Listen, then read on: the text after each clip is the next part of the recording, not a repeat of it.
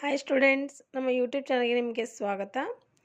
ನೀವು ಮೊದಲನೇ ಬಾರಿ ನಮ್ಮ ಯೂಟ್ಯೂಬ್ ಚಾನಲ್ಗೆ ಬಂದಿದ್ದರೆ ಸಬ್ಸ್ಕ್ರೈಬ್ ಮಾಡಿ, ಬೆಲ್ ಐಕನ್ನ ಕ್ಲಿಕ್ ಮಾಡಿ.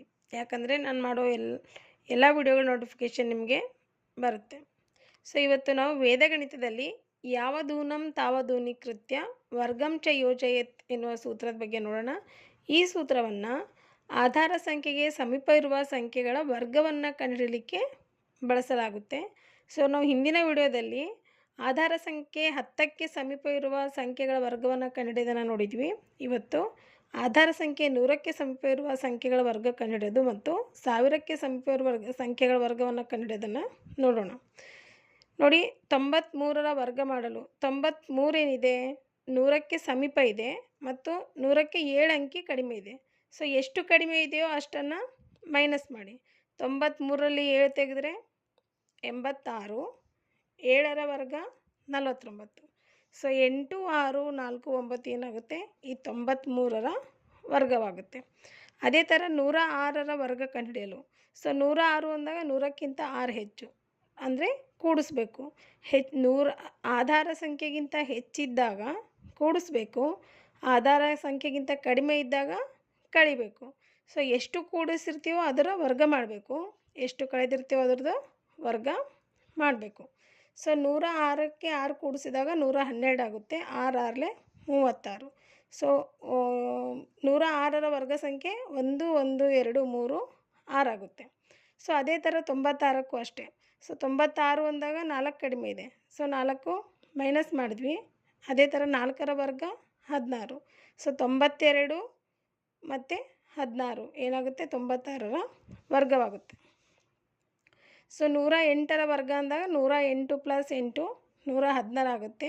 8ರ ವರ್ಗ 64 ಅಂದರೆ 108 ವರ್ಗ ಏನಾಗುತ್ತೆ, 1 1 6 6 4 ಆಗುತ್ತೆ. ಸೊ ಅದೇ ಥರ 97ರ ವರ್ಗ ಮಾಡಲು 97 ಅಂದರೆ 100ಕ್ಕೆ 3 ಕಡಿಮೆ ಇದೆ. ಸೊ ಮೈನಸ್ ಮಾಡಬೇಕು. 97ರಲ್ಲಿ 3 ತೆಗೆದಾಗ 94 ಆಗುತ್ತೆ. 3ರ ವರ್ಗ 3 3 9 ಬರುತ್ತೆ. ಸೊ 1 ಅಂಕಿ ಇರುತ್ತಲ್ವ. ಸೊ ಇಲ್ಲಿ ಆಧಾರ ಸಂಖ್ಯೆಗೆ 100 ಇದ್ದಾಗ ಆಧಾರ ಸಂಖ್ಯೆಯಲ್ಲಿ 2 ಸೊನ್ನೆಗಳು ಬರ್ತಾವಲ್ವ. ಸೊ ನೆನ್ಪಿಟ್ಕೊಳ್ಳಿಕ್ಕೆ ಈಸಿ ಟ್ರಿಕ್ಕಲ್ಲಿ ನೆನ್ಪಿಟ್ಕೋಬೇಕು ಅಂದರೆ ಇಲ್ಲಿ 2 ಸೊನ್ನೆಗಳಿವೆ ಅಂದರೆ 1 ಸೊನ್ನೆಗೆ 1 ಅಂಕಿ ಅಂತ 2 ಸೊನ್ನೆಗೆ 2 ಅಂಕಿ ಬರಬೇಕು. ಸೊ ಒಂದೇ ಅಂಕಿ ಬಂದಾಗ ನಾವೇನು ಬರೀಬೇಕು, 0 ಬರೆದು 9 ಬರಿಬೇಕು. 0 9 ಬರೆದಾಗ 9ರ ವ್ಯಾಲ್ಯೂ 9 ಇರುತ್ತೆ ಮತ್ತು ಇಲ್ಲಿ 2 ಅಂಕಿ ಕೂಡ ಸ್ಥಾನ ಬೆಲೆ ಪ್ರಕಾರ ಅಂಕಿ ಕೂಡ ಆಗುತ್ತೆ. ಸೊ 0 9 ಬರ್ಕೋಬೇಕು. ಅಂದಾಗ 97ರ ವರ್ಗ ಸಂಖ್ಯೆ 9409 ಆಗುತ್ತೆ. ಸೊ ಈ ಥರ 100ಕ್ಕೆ ಸಮೀಪ ಇರುವ ಸಂಖ್ಯೆಗಳು ಕಡಿಮೆ ಇರ್ಬೋದು ಅಥವಾ ಹೆಚ್ಚಿರ್ಬೋದು. ಇನ್ನು ಅನೇಕ ಸಂಖ್ಯೆಗಳನ್ನು ಹಾಕಿ ವರ್ಗ ಮಾಡಲಿಕ್ಕೆ ನೀವು ಪ್ರಯತ್ನ ಮಾಡಿ. ಹೆಚ್ಚು ಹೆಚ್ಚು ನಾವು ಅಭ್ಯಾಸ ಮಾಡಿದಾಗಲೇ ನಾವು ಏನಾಗ್ತೀವಿ, ಪರ್ಫೆಕ್ಟ್ ಆಗ್ತೀವಿ. ಈಗ ಇದೇ ಸೂತ್ರದಲ್ಲಿ ಆಧಾರ ಸಂಖ್ಯೆ 1000ಕ್ಕೆ ಸಮೀಪ ಇರುವ ಕೆಲವೊಂದು ಸಂಖ್ಯೆಗಳ ಬಗ್ಗೆ ನೋಡೋಣ. 987ರ ವರ್ಗ ಮಾಡಲಿಕ್ಕೆ ಸೊ 987 ಅಂದಾಗ 1000ಕ್ಕೆ ಎಷ್ಟು ಕಡಿಮೆ ಇದೆ, 13 ಕಡಿಮೆ ಇದೆ. ಸೊ ಏನು ಮಾಡಬೇಕು, 987ರಲ್ಲಿ 13ಅನ್ನು ಮೈನಸ್ ಮಾಡಬೇಕು. 974 ಆಗುತ್ತೆ. ಸೊ 13ರ ವರ್ಗ ಸಂಖ್ಯೆ 169 ಆಗುತ್ತೆ. ಸೊ ಇದನ್ನೇ ನಾವಿಲ್ಲಿ ಹಿಂದಿನ ತರಗತಿಯಲ್ಲಿ ಕಲ್ತಿರ್ತಕ್ಕಂಥ 10ಕ್ಕೆ ಸಮೀಪ ಇರುವ ಆಧಾರ ಸಂಖ್ಯೆನೂ ಮಾಡ್ಬೋದು. 13ಕ್ಕೆ 3ಅನ್ನು ಕೂಡಿಸಿದಾಗ 16, 3 3 9 ಈ ಥರ ನಾವು ಬರ್ಕೋಬೋದು. ನಾವು ಅಭ್ಯಾಸ ಹೆಚ್ಚೆಚ್ಚು ಮಾಡಿ ಪರ್ಫೆಕ್ಟ್ ಆದಾಗ ನಮಗೆ ಈ ರೀತಿ ಮಾಡ್ಕೊಳ್ಳಿಕ್ಕೆ ಒಂದೇ ಲೆಕ್ಕದಲ್ಲಿ ಎರಡೆರಡು ಥರ ನಾವು ಏನಾದರೂ ಮಾಡ್ಕೊಳ್ಳಿಕ್ಕೆ ರೂಢಿ ಆಗುತ್ತೆ. ಸೊ ಮೊದಲು ನಾವೇನು ಮಾಡಬೇಕು, ಒಂದೊಂದು ಸೂತ್ರಗಳನ್ನು ಮಾಡಲಿಕ್ಕೆ ಅಭ್ಯಾಸ ಮಾಡ್ಕೋಬೇಕು. ನಿಯಮವನ್ನು ಕರೆಕ್ಟಾಗಿ ತಿಳ್ಕೊಂಡು ಅರ್ಥ ಮಾಡ್ಕೊಂಡಾಗ ನಮಗೇನಾಗುತ್ತೆ, ಈಸಿ ಆಗುತ್ತೆ. ನೋಡಿ, 992ರ ವರ್ಗ ಮಾಡಲಿಕ್ಕೆ 992 ಅಂದಾಗ 1000ಕ್ಕೆ 8 ಕಡಿಮೆ ಇದೆ.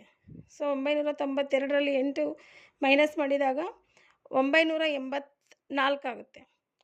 ಸೊ 8ಕ್ಕೆ ವರ್ಗ ಮಾಡಿದಾಗ 8 8 64. ಸೊ ಇಲ್ಲೂ ಅಷ್ಟೇ ಆಧಾರ ಸಂಖ್ಯೆ 1000 ಅಂದಾಗ ಅಲ್ಲಿ 3 ಅಂಕಿಗಳು ಬರಬೇಕು. ಸೊ 2 ಅಂಕಿ ಬಂದಾಗ ನಾವೇನು ಮಾಡಬೇಕು, ಹಿಂದ್ಗಡೆ 0ಯನ್ನು ಸೇರಿಸಿ ಬರಿಕೊಳ್ಬೇಕು. ನೆಕ್ಸ್ಟ್ 1004ರ ವರ್ಗ ಮಾಡಲಿಕ್ಕೆ ಸೊ 1004ಕ್ಕೆ +4 ಅಂದಾಗ 1008. 4 4 16 ಅಂದಾಗ 2 ಅಂಕಿ ಆಗುತ್ತಲ್ಲ. ಸೊ ಹಿಂದ್ಗಡೆ ಒಂದು 0 ಸೇರಿಸಿದಾಗ ಏನಾಗುತ್ತೆ, 3 ಅಂಕಿಗಳು ಆಗ್ತವೆ. ಸೊ 1008 016 ಏನಾಗುತ್ತೆ, 104ರ ವರ್ಗ ಸಂಖ್ಯೆ ಆಗುತ್ತೆ.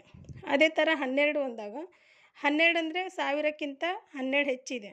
ಸೊ 1012 ಪ್ಲಸ್ 12 1024 ಆಗುತ್ತೆ. 12ರ ವರ್ಗ 144 ಆಗುತ್ತೆ. ಸೊ ಎರಡೂ ಸೇರಿಸಿ ಬರೆದಾಗ 1024 144 ಆಗುತ್ತೆ.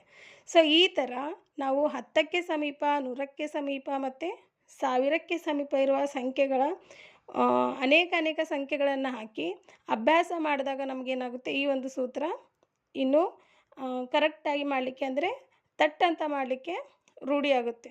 ಸೊ ಅಭ್ಯಾಸ ಹೆಚ್ಚು ಮಾಡಿದಾಗಲೇ ನಮಗೇನು ಲೆಕ್ಕಗಳು ಕರೆಕ್ಟಾಗಿ ಮಾಡಲಿಕ್ಕೆ, ಆಮೇಲೆ ಸೂತ್ರಗಳು ಯಾವುದೇ ಸೂತ್ರ ಇದ್ದರೂ ಕೂಡ ಸಂದರ್ಭಕ್ಕೆ ತಕ್ಕ ಹಾಗೆ ಬಳಸ್ಕೊಳ್ಳಿಕ್ಕೆ ನಮಗೆ ನೆನಪಾಗುತ್ತೆ. ಹೀಗಾಗಿ ಇನ್ನೂ ಹೆಚ್ಚು ಸಂಖ್ಯೆಗಳನ್ನು ಹಾಕಿ ನೀವು ಅಭ್ಯಾಸ ಮಾಡಿ. ಈ ಒಂದು ವಿಡಿಯೋದಲ್ಲಿ ನಿಮಗೆ ತುಂಬ ಮಾಹಿತಿ ತಿಳಿದಿದೆ ಅಂತ ಅಂದ್ಕೊಳ್ತೀನಿ.